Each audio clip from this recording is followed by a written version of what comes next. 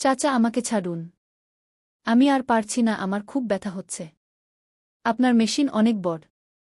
সন্ধ্যার পরের ঢাকার গুলশানের সেই পেন্টহাউসের বারান্দায় দাঁড়িয়ে আফরিন বুঝতে পারছিল তার গোড়ালি পর্যন্ত কাঁপছে। সামনে দাঁড়ানো মানুষটির দিকে তাকানোই যেন পাথর হয়ে যাওয়া শরীরটাকে আরও জমাট বাঁধিয়ে দিচ্ছিল। সে রহমান চৌধুরী, তার চাচা। বয়স 44.৫। কিন্তু আজ তার চোখে যে আগুন, তা চাচা-ভাতিজির সম্পর্কের কোনো সীমানা মানছিল না। আফরিনের বাবা মারা যাওয়ার পর চাচাই তাদের পৃষ্ঠপোষক। মায়ের চিকিৎসার খরচ, তার নিজের ইউনিভার্সিটির ফি, সবই রহমান চাচার দেওয়া। এই কৃতজ্ঞতাটাই আজ তার গলার ফাঁস হয়ে উঠছে। তুমি জানো আফরিন, রহমান চাচা ধীরে ধীরে এগিয়ে এলেন, তার হাতে স্কচের গ্লাসে বরফের টুকরোগুলি ঠনঠন করে কাঁপছিল। জীবনে কিছু জিনিস পাওয়ার জন্য কিছু হারাতে হয়। তুমি চিকিৎসা বিজ্ঞানে পড়তে চাও? আমি দেব। তোমার মার কিডনি ট্রান্সপ্লান্টের টাকা? আমি দেব। কিন্তু এই পৃথিবীতে কিছুই ফ্রি নয়, বাছাগু। তার গলা চড়ে উঠল। চাচা, আমি আপনার ভাতিজিগু। আর আমি একজন মানুষ। রহমান চাচার ভুরু কুঁচকে গেল। একটা পুরুষ মানুষ, যে তোমাকে দেখে বড় করেছে। আজ তুমি এতটা সুন্দরী হয়ে উঠেছ যে নিজেকে সামলানো কঠিন হয়ে পড়ছে। তার আঙুলের ডগা আফরিনের গালের প্রান্ত স্পর্শ করতেই সে সজোরে পেছনে সটকে দাঁড়াল, পিঠ থেকে গেল কাচের দরজায়। প্লিজ। না। আফরিনের কণ্ঠ করুণ এক ফাপড়ে আটকে গেল। না। রহমান চাচা হেসে ফেললেন, শুষ্ক, ভয়ানক একটা হাসি। তাহলে কাল সকালেই তোমার মায়ের ডায়ালিসিস বন্ধ। ইউনিভার্সিটির রেজিস্ট্রেশনও ক্যান্সেল। তুমি ভাববে আমি অপেক্ষা করতে পারি। কিন্তু মনে রেখো, এই বাড়ি, এই শহর, এমনকি এই দেশে তোমার থেকে বাঁচার কোনো উপায় নেই। আমি সব জায়গায় চোখ রাখব। সেই দিন থেকে আফরিনের জীবন পরিণত হল এক অবিরাম পালানোর খেলায়। সে হস্টেল শিফট করল, চাচার দেয়া ফোন ফেলে দিল, পার্ট টাইম জব খুঁজে নিল। কিন্তু চিকিৎসাবিদ্যা পড়ার স্বপ্নটাকে আঁকড়ে ধরে রাখতে গিয়ে সে যে কাজটি নিল, সেটাই তার সর্বনাশ ডেকে আনল। শহরের একটি নামকরা রেস্তোরাঁয় সে ওয়েট্রেসের কাজ নিল। আর সেখানেই তার দেখা হল আরাফাতের সাথে। আরাফাত রহমান, রহমান চাচার একমাত্র ছেলে। বয়স ২৮। বাবার বিশাল ব্যবসায়িক সাম্রাজ্যের উত্তরাধিকার, কিন্তু মন পড়ে আছে গিটার আর ট্র্যাভেল ব্লগিংয়ে। ছেলেকে শাসনে আনার জন্য রহমান চাচা তাকে বাধ্য করেছিলেন এই রেস্তোরাঁটির ম্যানেজমেন্ট দেখতে। প্রথম দিনই আফরিনের হাতে কফির কাপ ঠিকভাবে তুলে দিতে গিয়ে আরাফাতের আঙুল স্পর্শ করল তার। বিদ্যুতের এক ঝলক যেন দুজনের মধ্য দিয়ে বয়ে গেল। আফরিন মুখ ফিরিয়ে নিল। সে জানত এই মানুষটা তার শত্রুর ছেলে। কিন্তু আরাফাতের চোখে ছিল তার বাবার সেই হিংস্র দ্যুতি নেই। ছিল উল্টো এক ধরনের ব্যাকুলতা, একাকিত্ব। মাসখানেকের মধ্যেই তাদের মধ্যে গড়ে উঠল নিঃশব্দের এক বোঝাপড়া। আফরিনের শিফট শেষ হলে আরাফাত তাকে বাড়ি পৌঁছে দিত। পথে কথা বলত গান নিয়ে, বই নিয়ে, ভ্রমণ নিয়ে। একদিন বৃষ্টিতে ভিজে আফরিনের শার্ট কাপড়ে লেগে থাকতে আরাফাত তার নিজের জ্যাকেটটা তার কাঁধে তুলে দিল। স্পর্শটা ইচ্ছাকৃত ছিল না, কিন্তু স্পর্শ মাত্রই দুজনের শরীরই শিরশির করে উঠল। নিষিদ্ধতার সেই দরজাটা একটু একটু করে খুলে যাচ্ছিল। এক রাতে রেস্তোরাঁ বন্ধ হবার পর আফরিন টেবিল মুছছিল। আরাফাত পাশে দাঁড়িয়ে বলল, তুমি সব সময় এত চিন্তিত থাকো কেন? কিসের থেকে পালিয়ে বেড়াচ্ছ বলে মনে হয়? প্রশ্নটা শুনে আফরিনের চোখে পানি চলে এল। সে সব কথা বলে ফেল। বাবার মৃত্যু, মায়ের অসুস্থতা, রহমান চাচার হুমকি, তার নোংরা ইচ্ছের কথা। আরাফাতের মুখ সাদা হয়ে গেল। সে দীর্ঘশ্বাস ফেলে বলল, আমার বাবা। আমি জানতাম তিনি নিষ্ঠুর, কিন্তু এতটা নয় গু।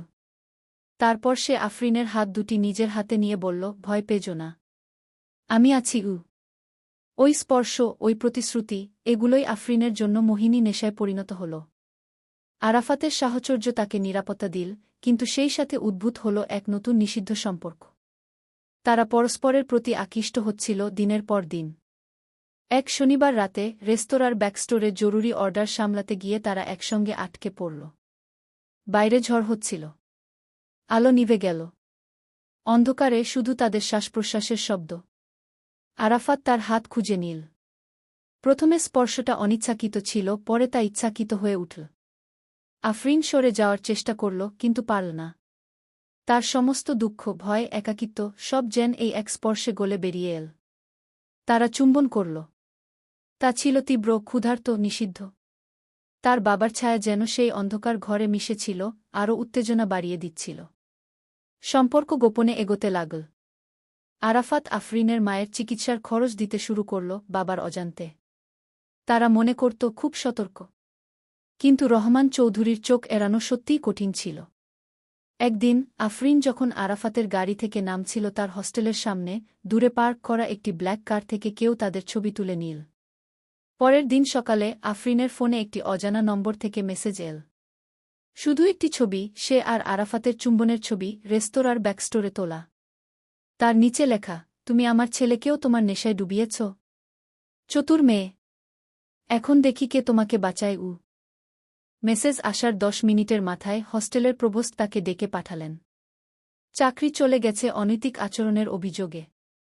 ইউনিভার্সিটিও জানিয়েছে তার বেতন বাকি পড়ায় ভর্তি স্থগিত রাখা হচ্ছে। আরাফাতের ফোন বন্ধ। সে যেন বাতাসে উবে গেছে। আফরিন শেষ আশ্রয় হিসেবে ছুটে গেল আরাফাতের অফিসে। সেক্রেটারি তাকে বলল, আরাফাত সাহেব দেশের বাইরে গেছেন, ব্যবসার প্রেসার। ফিরতে 1 মাসও লাগতে পারে। মিথ্যা। সব মিথ্যা। আফরিন বুঝে গেল রহমান চাচাই তার ছেলেকে সরিয়ে দিয়েছেন। এখন সে একদম একা। হতাশায়, রাগে এক ধরনের উন্মাদনা চেপে বসল তার উপর। সে সরাসরি চলে গেল রহমান চৌধুরীর অফিসে।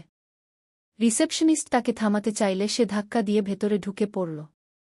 রহমান চৌধুরী তার মহার্ঘ ডেস্কে বসেছিলেন।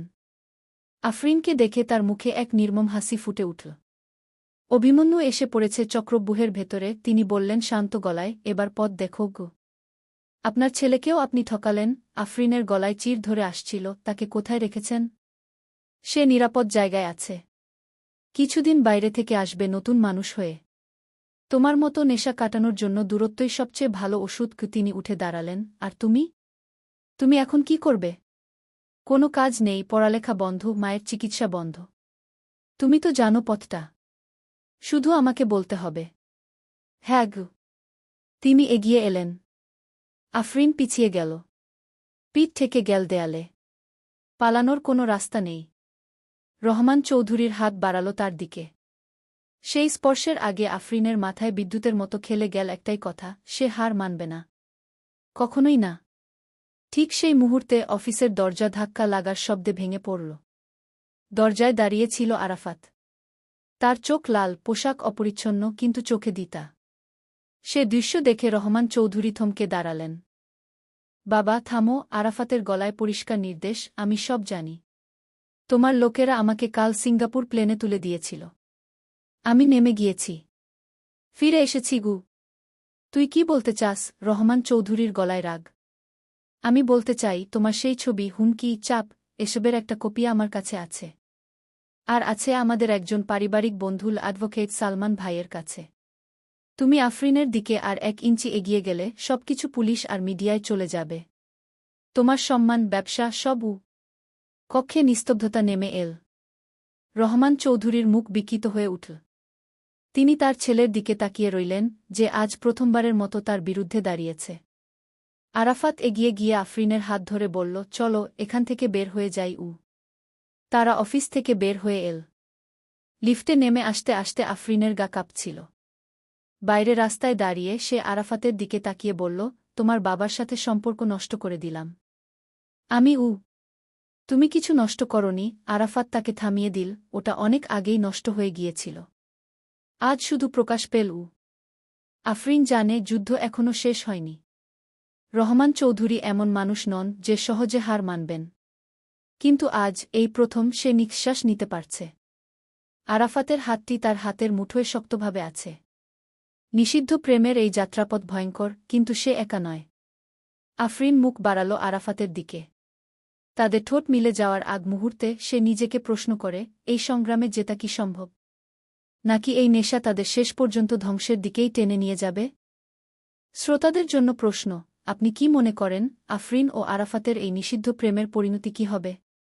রহমান চৌধুরী তাদের ছেড়ে দেবেন, নাকি আরও ভয়ঙ্কর কিছু করার পরিকল্পনা করছেন? মন্তব্যে আপনার মত দিন। প্লেলিস্টে এরকম আরও রোমাঞ্চকর গল্প শুনতে চ্যানেলটি সাবস্ক্রাইব করে বেল আইকনটি বাজিয়ে রাখুন, যাতে পরের গল্প মিস না করেন।